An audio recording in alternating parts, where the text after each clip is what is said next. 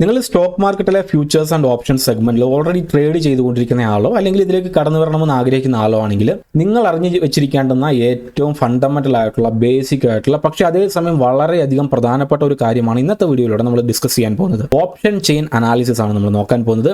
In the money, at the money, out of the money, ഇതൊക്കെ തമ്മിലുള്ള വ്യത്യാസം എന്താണ് എന്നുള്ള കാര്യം നമ്മൾ വളരെ വിശദമായിട്ട് മനസ്സിലാക്കാൻ പോവുകയാണ്. ഒരു സ്കൂളിൽ പഠിക്കുന്ന വിദ്യാർത്ഥിക്ക് പോലും വളരെ എളുപ്പം മനസ്സിലാക്കാൻ പറ്റുന്ന ഒരു കാര്യമാണ്. പക്ഷേ ഇത് മനസ്സിലാക്കാൻ വേണ്ടിയിട്ട് ഒരു 10 മിനിറ്റോ 20 മിനിറ്റോ സ്പെൻഡ് ചെയ്യാൻ കഴിയാത്തത് കൊണ്ട് ലക്ഷക്കണക്കിന് കോടിക്കണക്കിന് രൂപ നഷ്ടപ്പെടുത്തുന്ന ഒട്ടേറെ ആളുകൾ നമ്മുടെ ഇന്ത്യൻ സ്റ്റോക്ക് മാർക്കറ്റിൽ ഉണ്ട് എന്നുള്ള കാര്യം 100% സത്യമാണ്. അപ്പോൾ 90% ആൾക്കാരും ഒരു ഫ്യൂച്ചേഴ്സ് ആൻഡ് ഓപ്ഷൻ സെഗ്മെന്റിൽ ലോസ് ആണ് ഉണ്ടാക്കുന്നതെന്ന് പറയുമ്പോൾ ഈ 90%-ൽ നല്ലൊരു ശതമാനം ആളുകളും വെറുതെ ഇതിനൊരു ഗെയിമായിട്ട് കൺസിഡർ ചെയ്തിട്ട് പൈസ ഇട്ട്, അതായത് നമ്മൾ ഡ്രീം ഇലവനൊക്കെ കളിക്കുന്നത് പോലെ ചൂതാട്ടം വെക്കുക എന്ന് പറയുന്നത് പോലെ അതിലേക്ക് വെറുതെ പൈസ ഇട്ടിട്ട് ഓക്കെ അവരിങ്ങനെ നോക്കും. ഫ്യൂച്ചേഴ്സ് ആൻഡ് ഓപ്ഷനിൽ വന്ന് നോക്കിയിട്ട് ഇപ്പോൾ ഏറ്റവും വില കുറഞ്ഞ ഓപ്ഷൻ ഇങ്ങനെ നോക്കിക്കഴിഞ്ഞാൽ വെറും 50 പൈസയ്ക്കും 20 പൈസയ്ക്കും ഓപ്ഷൻ അവൈലബിൾ ആയിരിക്കും. ആ ഒരു ഓപ്ഷനൊക്കെ വാങ്ങിയിടും കുറേ പൈസയ്ക്ക്. ഇപ്പോൾ അവരുടെ കയ്യിൽ 1 ലക്ഷം രൂപ ഉണ്ടെങ്കിൽ കൊള്ളാലോ, 1 രൂപ, ഈ ഒരു ഓപ്ഷൻ്റെ വില 1 രൂപയാണ്, അപ്പം 1 ലക്ഷം ഇത് വാങ്ങിക്കാൻ പറ്റും. അപ്പോൾ ഇതിൻ്റെ വില കൂടിക്കഴിഞ്ഞാൽ നമ്മൾ ഒറ്റ ദിവസം കൊണ്ട് കോടീശ്വരനാകാമെന്നൊക്കെ വിചാരിച്ചിട്ട് വെറുതെ ഇതിനെക്കുറിച്ച് ഒരു കാര്യം അറിയാതെ പൈസ ഇട്ടിട്ടാണ് പൈസ ഇതുപോലെ നഷ്ടപ്പെടുത്തുന്നത്. സോ ഒരു അരമണിക്കൂർ 20 മിനിറ്റ് സ്പെൻഡ് ചെയ്ത് കഴിഞ്ഞാൽ ഏത് സ്കൂളിൽ പഠിക്കുന്ന വിദ്യാർത്ഥിക്ക് മനസ്സിലാകുന്ന കാര്യമാണ് ഈ ഓപ്ഷൻ ചെയിൻ അനാലിസിസ് എന്നുള്ളത്.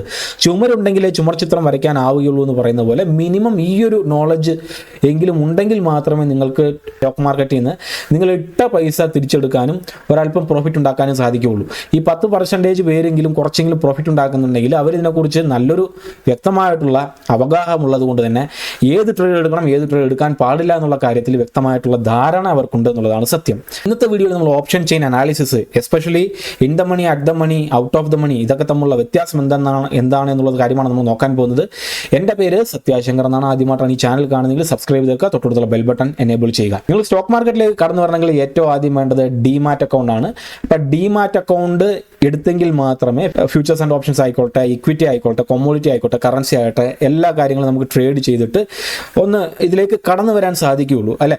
അപ്പം ഡിമാറ്റ് അക്കൗണ്ട് ഫ്രീ ആയിട്ട് നിങ്ങൾക്ക് ഓപ്പൺ ചെയ്യണമെങ്കിൽ താഴെ ഞാൻ അപ്സ്റ്റോക്സിലും ആലീസ് ബ്ലൂവിലും ഡിമാറ്റ് അക്കൗണ്ട് ഫ്രീ ആയിട്ട് എടുക്കാനുള്ള ലിങ്ക് ഞാൻ കൊടുത്തിട്ടുണ്ട്. അതിൽ ക്ലിക്ക് ചെയ്തിട്ട് നിങ്ങൾക്ക് ഡിമാറ്റ് അക്കൗണ്ട് എടുക്കാവുന്നതാണ്. അപ്പോൾ ഏറ്റവും ആദ്യം ചില ടേംസ് ഞാൻ പറയാം. ആ ഒരു ടേംസ് അറിഞ്ഞെങ്കിൽ മാത്രമേ നമുക്ക് തുടർന്ന് അങ്ങോട്ട് പോകാൻ സാധിക്കുള്ളൂ. സ്പോട്ട് പ്രൈസ് എന്താണെന്നുള്ള കാര്യം നമ്മൾ മനസ്സിലാക്കണം. പിന്നെ at the money, ATM, in the money, ITM, out of the money, OTM. ഏറ്റവും ആദ്യം സ്പോട്ട് പ്രൈസ് എന്താണെന്നുള്ള കാര്യം നമ്മൾ നോക്കാം. നിഫ്റ്റിയുടെ കാര്യമാണ് നമ്മൾ എടുക്കുന്നത്. ഇപ്പോൾ 28 മാർച്ചിൽ അതൊരു എക്സ്പയറി ഡേറ്റ് ആയിരുന്നു. അപ്പോൾ 28 മാർച്ചിൽ ഇപ്പോൾ നിഫ്റ്റി നിൽക്കുന്നത് 22,326 എന്നുള്ള നിലയ്ക്കാണ്. അപ്പോൾ 22,326 നിങ്ങൾ ആ ഒരു ചാർട്ടിലേക്ക് നോക്കുമ്പം നിഫ്റ്റി ഏത് പ്രൈസ് റേഞ്ചിലാണോ ഉള്ളത് ആ ഒരു പ്രൈസിനെയാണ് നമ്മൾ സ്പോട്ട് പ്രൈസ് എന്ന് പറയുക. അപ്പം 22,326 എന്നുള്ളതാണ് ഇപ്പം നിലവിൽ നിഫ്റ്റിയുടെ സ്പോട്ട് പ്രൈസ്.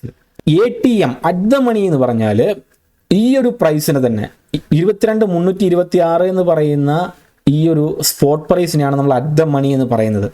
ഇപ്പോൾ നമ്മൾ സ്ട്രൈക്ക് പ്രൈസ് സ്പോട്ട് പ്രൈസിൻ്റെ അടുത്താണെങ്കിൽ നമുക്കതിനെ അറ്റ് ദ മണി എന്ന് പറയാൻ സാധിക്കും. കോൾ ഓപ്ഷൻസ്, പുട്ട് ഓപ്ഷൻസ്, ഇവ തമ്മിലുള്ള വ്യത്യാസം എന്താണെന്ന് നമുക്കറിയണം. മിക്കവർക്കും ഇത് വീഡിയോ കാണുന്ന മിക്കവർക്കും ഓൾറെഡി അറിയാമായിരിക്കും കോൾ ഓപ്ഷൻ എന്നാൽ എന്താണ്, പുട്ട് ഓപ്ഷൻ എന്നാൽ എന്താണെന്നുള്ളത്.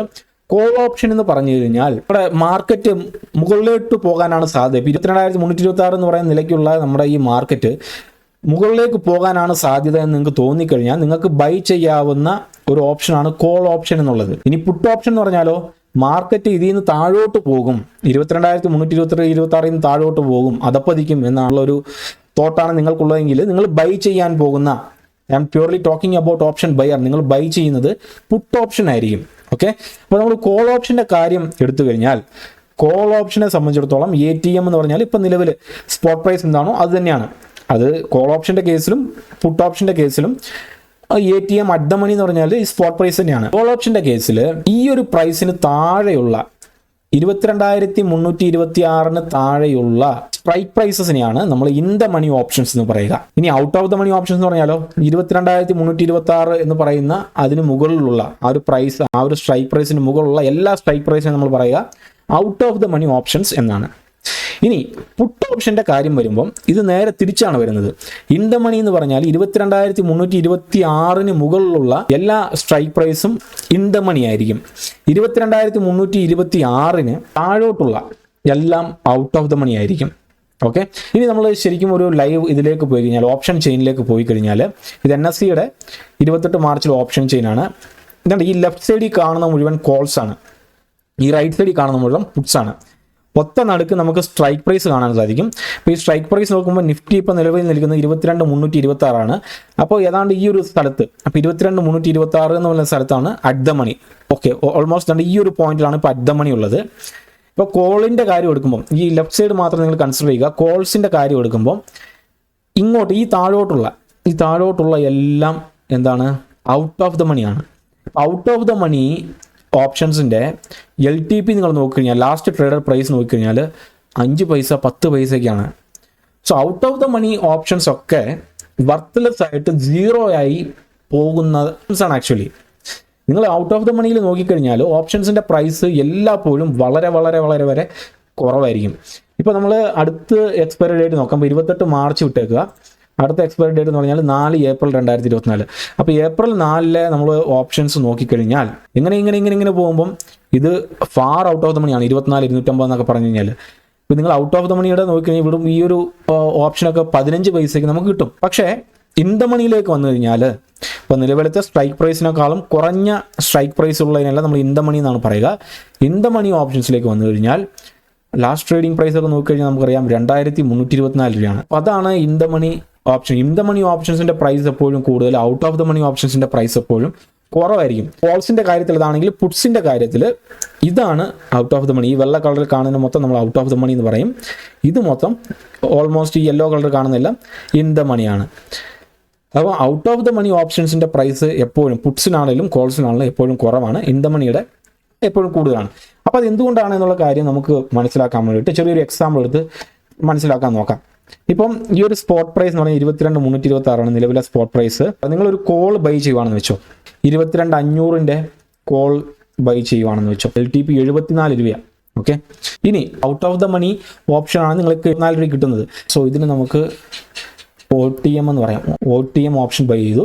ഇപ്പോൾ ഇവിടെ കോൾ ഓപ്ഷൻ നമ്മൾ അറ്റ് ദ മണിയിൽ ബൈ ചെയ്യുക എന്ന് പറഞ്ഞാൽ ഇതിൻ്റെ ഏറ്റവും അടുത്ത്, ഇപ്പോൾ സ്പോട്ട് പ്രൈസിൻ്റെ ഏറ്റവും അടുത്തുള്ളത് 22,350 ആണ്. അപ്പോൾ 22,350 നോക്കിക്കഴിഞ്ഞാൽ അതിൻ്റെ പ്രൈസ് എന്ന് പറഞ്ഞാൽ 141 രൂപയാണ്. ഓക്കെ, 22,350 പ്രൈസ് 141 രൂപയാണ്. ഇനി നിങ്ങൾ വേറൊരു ഒരു in the money option buy ചെയ്യുന്നു. അപ്പോൾ ഇൻ ദ മണി എന്ന് പറയുമ്പോൾ ഒരു 22,000, ഓക്കെ 22,000 ആണെന്ന് വെച്ചോ, 22,000 എന്ന സ്ട്രൈക്ക് പ്രൈസിൻ്റെ ഒരു ഓപ്ഷൻ, അതിൻ്റെ പ്രൈസ് നോക്കിക്കഴിഞ്ഞാൽ 393 രൂപയാണ്. ഇവ തമ്മിൽ എന്തുകൊണ്ടാണ് ഈ ഒരു പ്രൈസ് ഡിഫറൻസ് വരുന്നത് എന്നുള്ള കാര്യം നമുക്ക് നോക്കാം. ഓപ്ഷൻസ് എന്ന് പറഞ്ഞാൽ ഈ ഒരു 4-ാം തീയതി ആകുമ്പോൾ, ഇപ്പോൾ ഇൻ ദിസ് കേസിൽ ഈ നിഫ്റ്റിയുടെ പ്രൈസ് 22,500 മുകളിൽ പോകും എന്നുള്ളതിൻ്റെ പുറത്താണ് നിങ്ങൾ 74 രൂപ പ്രീമിയമായിട്ട് കൊടുക്കുന്നത്.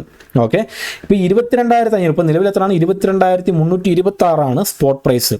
അപ്പോൾ 22,326 എന്ന് 22,500 വന്നാൽ പോലും നമുക്ക് ബ്രേക്ക് ഈവൻ ആകില്ല.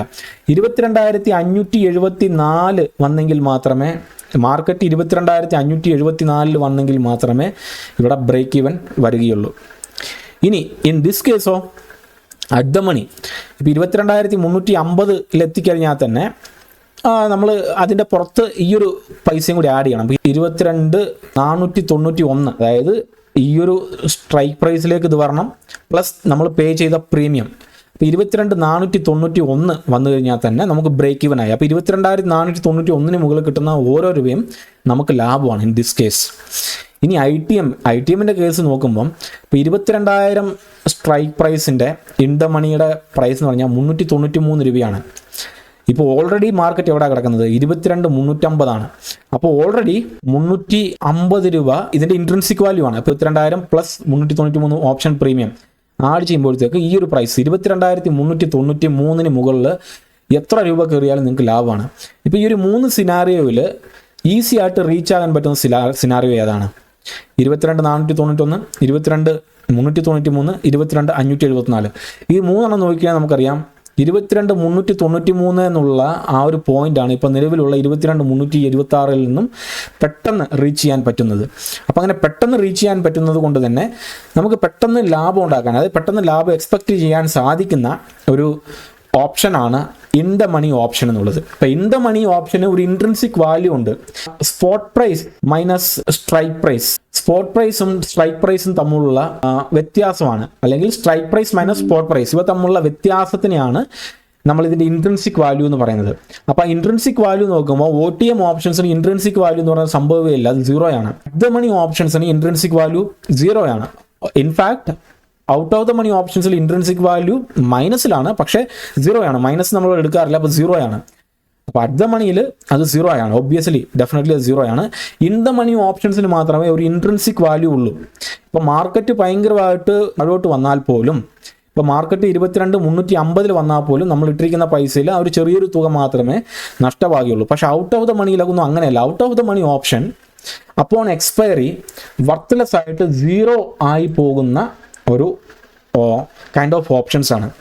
അപ്പോൾ ഇങ്ങനെ ഇൻ ദ മണി എന്താണ്, ഔട്ട് ഓഫ് ദ മണി എന്താണ്, അറ്റ് ദ മണി എന്താണ് എന്നുള്ള കാര്യം നമുക്ക് അറിയാമെങ്കിൽ തന്നെ നമ്മൾ ഏത് ട്രേഡാണ് എടുക്കേണ്ടതെന്നുള്ള കാര്യം നമുക്ക് മനസ്സിലാകും. അപ്സ്റ്റോക്സ് പ്രോയുടെ ഓപ്ഷൻ ചെയിൻ ആണിത്, നിഫ്റ്റിയുടെ ഓപ്ഷൻ ചെയിൻ എടുത്തിരിക്കുകയാണ്. ഇപ്പോൾ ഇവിടെ നോക്കിക്കഴിഞ്ഞാൽ ഇതാണ് സ്പോട്ട് പ്രൈസ്. ഇവിടെ ഒരു സ്പോട്ട് എന്ന് എഴുതിയിട്ടുണ്ട് 22,326. ഇപ്പോൾ 4 എക്സ്പയറി ഡേറ്റിൽ നോക്കിക്കഴിഞ്ഞാൽ ബിയറിഷ് മാർക്കറ്റ് ആണെങ്കിൽ ഏറ്റവും ആദ്യം ടച്ച് ചെയ്യുക 22,300 അപ്പോൾ 22,300 എന്ന് പറയുന്ന സ്ട്രൈക്ക് പ്രൈസിൽ ഇത് മാർക്കറ്റ് താഴോട്ടാണ് പോകുന്നതെങ്കിൽ നമ്മൾ എടുക്കാൻ പോകുന്നത് പുട്ടാണ് എടുക്കാൻ പോകുന്നത്. അപ്പോൾ പുട്ടിൻ്റെ പ്രൈസ് 110 രൂപയാണ്. ഈ സൈഡിലുള്ളതാണ് പുട്ടിൻ്റെ പ്രൈസ്.